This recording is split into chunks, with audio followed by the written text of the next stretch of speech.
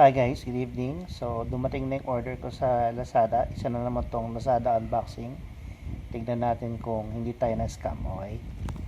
So, buksan ulit natin dahan-dahan.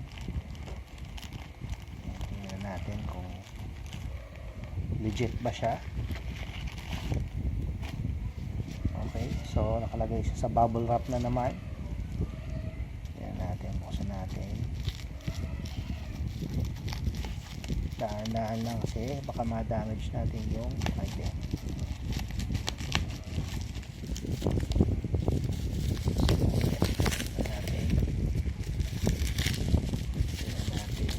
Hinintay ko to may isang linggo na.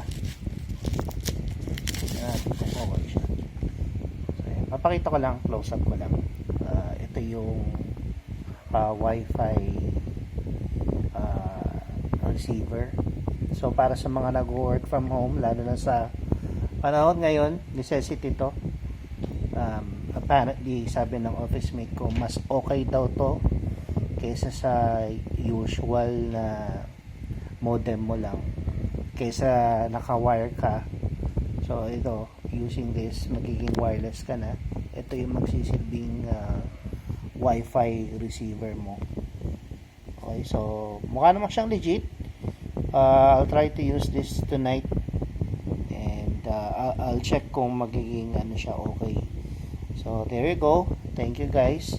Check nyo lang sa Lazada kung kailangan nyo ng wireless